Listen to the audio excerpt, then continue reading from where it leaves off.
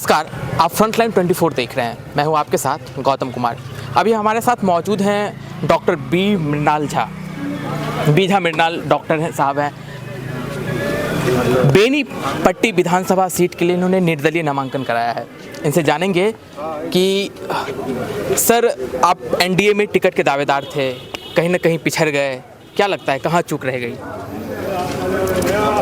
जो राजनीति का जो दाव पेच है उसमें ये कोई नई बात नहीं है।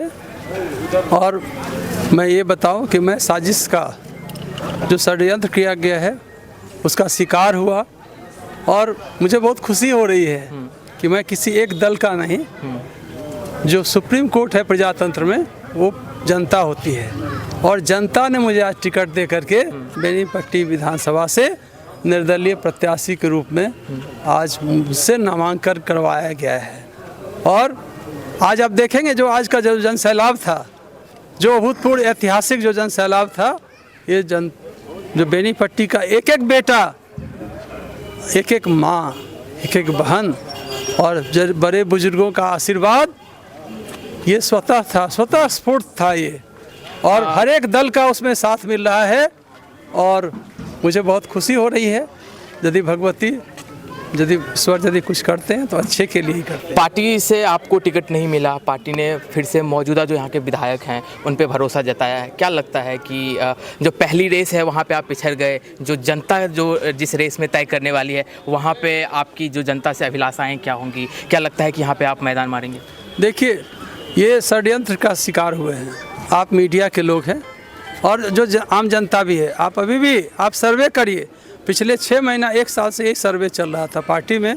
मीडिया के लोग हों या किसी भी दल के लोग हैं, बस यही काम कर रहे थे, सर्वे कर रहे थे। और मैं निश्चित रूप से कहना चाहूँगा कि आप अभी फ़ोन मिलाइए मेरे सामने, 10 लोगों को फ़ोन करिए और यदि उसमें से 8 लोग 9 लोग यदि नहीं कहते मेरे बारे में कि डॉक्टर मृणाल ही प्रतिनिधित्व करें, तो मैं फिर जो कहेंगे आप, मैं करने के लिए तैयार होगा। ये जनता की आवाज़ है। मैं तो सीधा साधा डॉक्टर ठहरा जो कि राजनीति का जो दाव पेच है, ठीक है, राजनीति करते हैं, लेकिन जो उसके जो ये षड्यंत्र है उसको नहीं जानते हैं। ये तो पार्टी स्तर की बात हो गई, जो टिकट है। हम जिस अभी आपने जिस विधानसभा से निर्दलीय अपना नामांकन भरा है, ये ब्राह्मण बहुल इलाका माना जाता है। आपके जो विरोधी हैं अब अपने सहयोगी विनोद नारायण जी भी हैं और कांग्रेस ने यहाँ से जो रूपन जी को टिकट दिया है। क्या लगता है कि 2-2 ब्राह्मण कैंडिडेट हैं, आपके जो सहयोगी हैं, पिछले बार का जो समीकरण है, बाकी सब आपके लिए मैदान में चुनौती रहने वाली है? मैं ना तो किसी दल का और न ही किसी जात का और न ही किसी समुदाय का रह गया हूँ नेता। मैं जो सेवक हूँ, सारे बेनीपट्टी जनता का सेवक हूँ, बन के आया हूँ और सब लोग सपोर्ट कर रहे हैं। वैसे जो बेनीपट्टी विधानसभा है ब्राह्मण बाहुल्य है और जो प्रत्याशी ज़्यादातर जो दल से होते हैं उन्होंने भी ब्राह्मण प्रत्याशी को ही चुना है।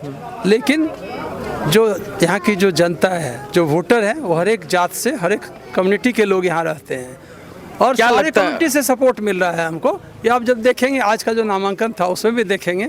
और जो हमारे जो इर्द गिर्द हैं ये लोग हैं।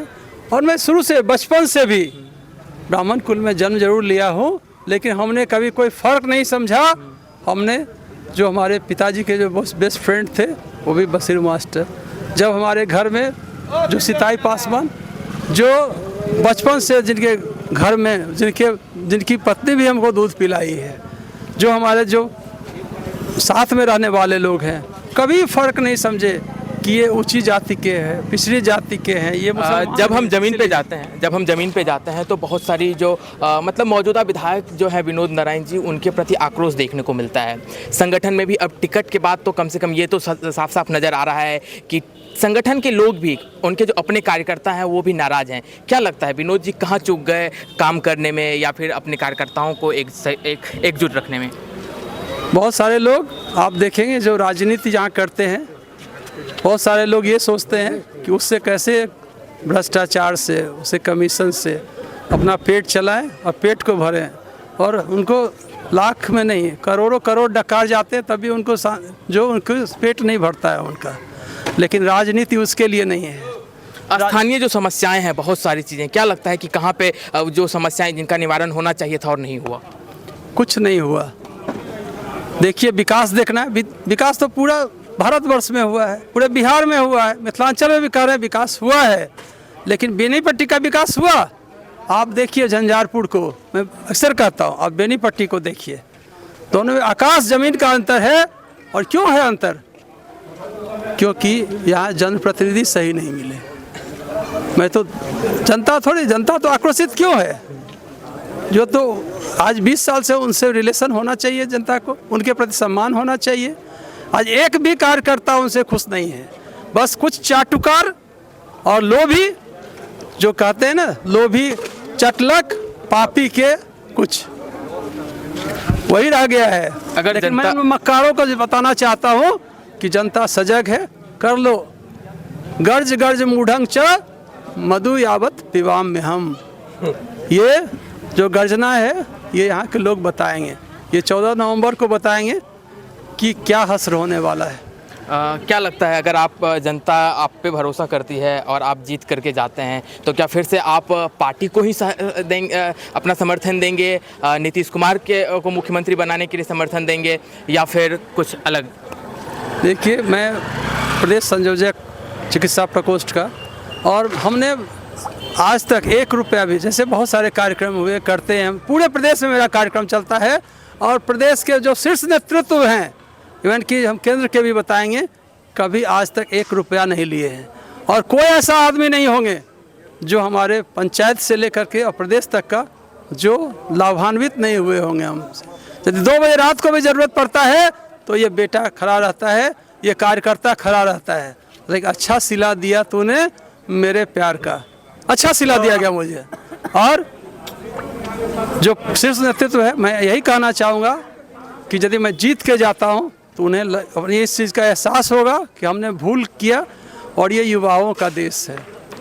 जो आदमी 100 मीटर चल नहीं सकते हैं, जो आदमी का पेट आज तक हजारों करोड़ घोटाला से नहीं भरा है, वैसे लोगों को ये पार्टी की छवि खराब होती है। मैं आज भी कहूँगा, यदि थोड़ा सा भी दर्द है बेनीपट्टी के लिए तो आज भी इसको करेक्ट कर सकते हैं। लेकिन वो क्या करेंगे? बड़ा बड़ा हेलीकॉप्टर उतारेंगे मेरी आवाज़ को दबाने के लिए, और आप लोगों को चलू बुरान करता छे, अहाँ केना करबे ना, अहाँ के ई बना देव, अहाँ ठीक है मुखिया छे तो अहाँ के प्रमुख बना देव, अहाँ छे कार्यकर्ता छे तो अहाँ के पदाधिकारी बना देव, अहाँ के में 100 रुपया में 40 रुपया लऽ लेब से नहीं कहे छे। आज मैं जब आपके जनसभा को कवर कर रहा था, मैं जब आपकी जनसभा में था, तो कुछ लोग थे जो ये कह रहे थे कि डॉक्टर जी साहब ने अपने फैसले को तरजीह देते हुए पार्टी के फैसले को दरकिनार कर दिया, क्योंकि कहीं न कहीं उनके मन में व्यक्तिगत महत्वाकांक्षा जो है वो बहुत ज़्यादा है।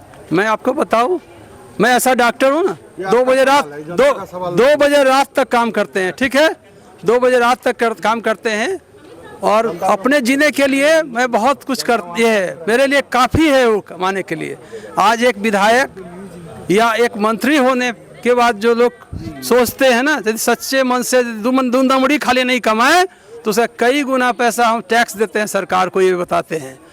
और कई लोगों को जो हमारे साथ में हैं, कार्यकर्ता हैं हमारे, और सबको यही मान के चलते हैं कि मेरे परिवार के अंग हैं, आज भी देखेंगे और परिवार ही समझते हैं। तो जब कह रहे महत्वाकांक्षा नहीं है, ये लोगों की जन भावना है। आज यदि हम विधायक चुने जाते हैं तो आर्थिक रूप से मुझे ज़रूर नुकसान होगा, लेकिन जो एक जन सेवा की भावना है ना, वो मुझे खींच के लाता है। और ये जो लोगों का अगाध प्रेम है, आपको नहीं दिखने को मिलता है। नहीं, आप सही बोल रहे हैं। बहुत सारे लोग जो थे आपके पक्ष में भी थे। आपने निर्दलीय नामांकन कर लिया है, अब जो है आगे की लड़ाई जो है, आगे जब मैदान में जाएंगे क्या रणनीति रहेगी, जनता को क्या संदेश देना चाहते हैं? बस रणनीति एक ही है, यहाँ के हर एक बच्चा डॉक्टर मिनाल है, हर एक लोग डॉक्टर मिनाल है, हर एक जो माता बहनी है वही कर रही है कि